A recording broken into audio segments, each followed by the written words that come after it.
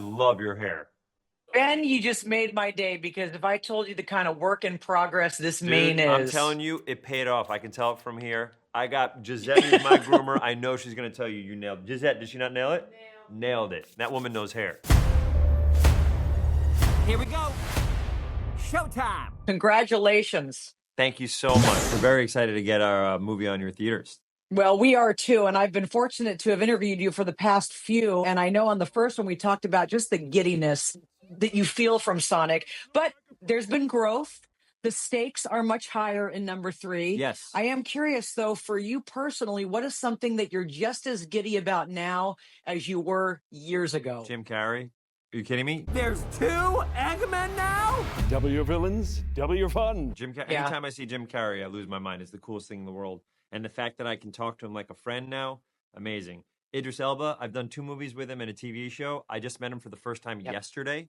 And it was, Wait, I what? know, it was amazing. And he's a goofball. Can you imagine that beautiful man being a goofball? Goofball, amazing guy. And then I got to do press today with Keanu Reeves and make a series of Matrix and John Wick references. And it was like heaven. I am still giddy for this franchise because I can't believe how lucky we are in that I get to play the person's name on the movie. It's crazy. It's crazy to me. Sniff it. You sniff it. Maybe put it in there. This. Grab. Yank. Okay. Bam. Sniff. Throw. Let's do this! I never left the Sonic universe. Where else would I go? The Sonic universe is all-encompassing. Only a fool would try to quantify it. I think it was Carl Sagan who said, "For creatures as small as we, the vastness is bearable only through the collection of over 50 rings, or finding a Chaos Emerald."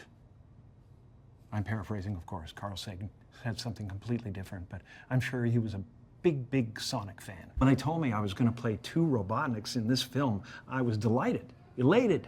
I couldn't wait to rise to the challenge. Until a few weeks in, when I realized I was doing twice the work for the same pay. Can you even imagine it? Tom, Maddie, we need your help on a super...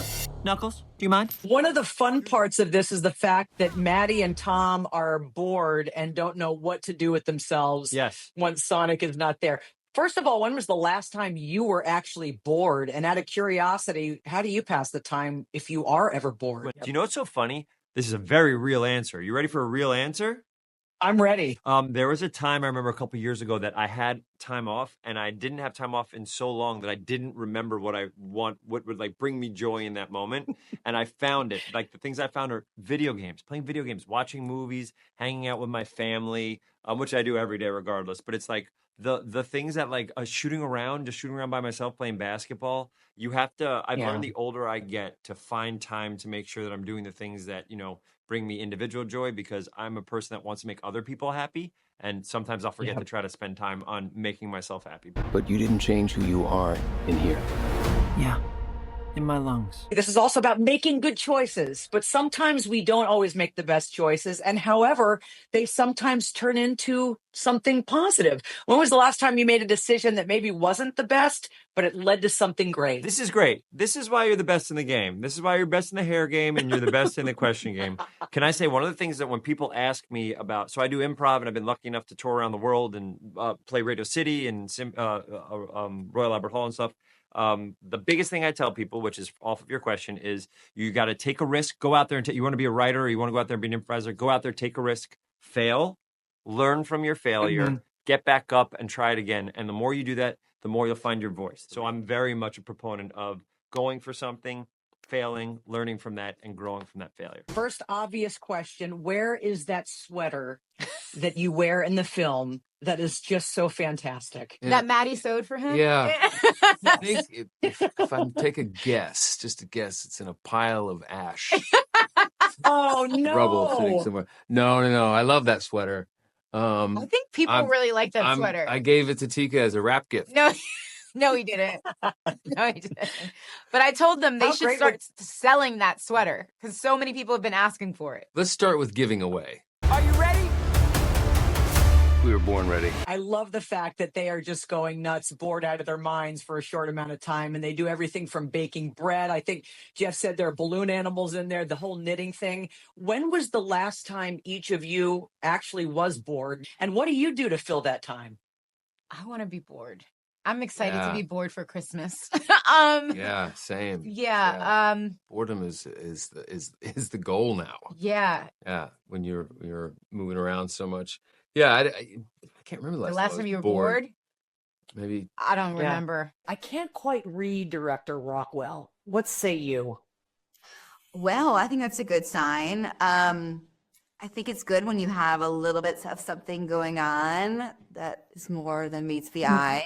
I enjoy being a little bit bad always. So this character was really fun for me. Is this a race? You're going down. And Colleen, for you to come back to something like this, and you obviously you've got some new talent, new voice talent. You've got 2 Jim Carreys. How many Jim Carreys, in your opinion, is too many Jim Carreys? Oh, I don't think you can ever have too many Jim Carreys. We could use Tails' little multiplier and just have him everywhere. He's so phenomenal. Like, seriously, just brilliant. And how lucky are we to be in a film with him? I've had this hair for a year and a half. You're gonna have to get some spots for me here, buddy. I got you. Hi, how are you?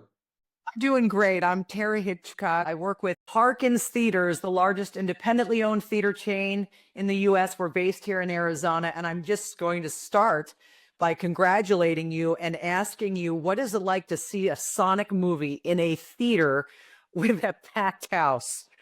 Oh, it's the best. It's what I love about movies and what excites me about this movie. It's about to be, shared around the world. It's just nothing like the communal experience of getting together with 300 people. They're all every bit as excited as you are, and just experiencing, the action, the jokes, the humor, and then the heart and the emotion. Everything is amplified. It really is my favorite thing about all of this. Yeah, everything is amplified. I mean, the stakes couldn't be any higher, and we get 2 Jim Carreys. It's impossible. Is it? It couldn't be. Couldn't it? Are you? And I'm wondering, how many Jim Carreys is too many Jim Carreys? That's a question only Jim can answer, because I'll take as many as they'll give me.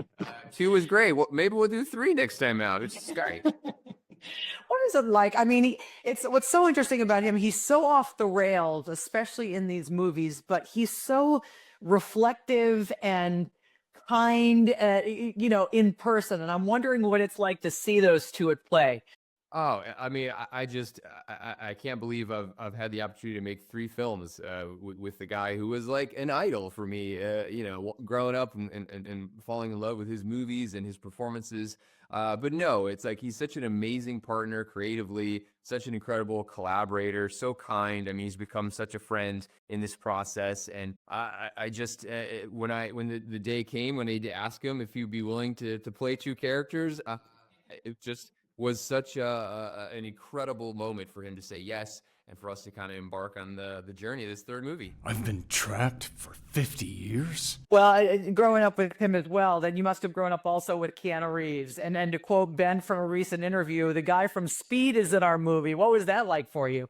I literally have multiple kind of pinch me moments every day. I mean, and just being on the red carpet or the blue carpet last night, the London premiere, seeing this incredible cast all there to promote this movie. It's absolutely incredible how we've, as these films have progressed, how more incredible actors have come into our orbit and have just been down to come in and help us make these movies and tell these stories. It's amazing. All about the choices we make. Remember to listen to your heart. You're gonna make the right choice when it matters the most. This one is about choices, making good choices, but obviously not all the time we do that. I'm wondering, for you personally, what was maybe a bad decision you made at the time that actually turned into something good?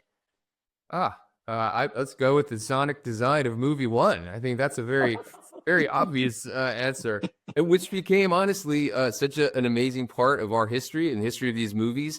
The fan engagement, the acknowledgement, I think that created this amazing relationship we now sort of have and celebrate with our fans. And they're the reason we're here. They're the reason we're on movie 3. They are the most important thing we have. And so just so excited for everyone to see this 3rd movie. Well, that can't be good. Well, this movie is a must to see in the theater with your family, because say what you want about your big screen TV, the cinema allows you to dream bigger. And the artists that do this wonderful work paint in great detail for a large canvas so you can get lost in it. But be sure to drop some popcorn so you can find your way back out. Our destiny awaits.